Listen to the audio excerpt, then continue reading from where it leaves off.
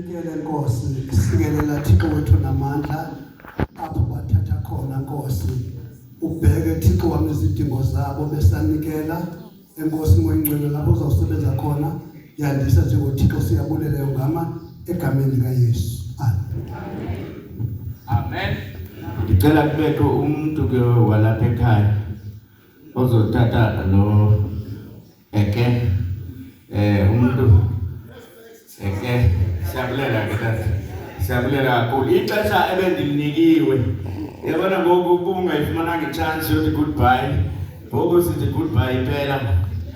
Ngicela ke ngale ngoma sayicula ndizawucela utata wethu uVigilish.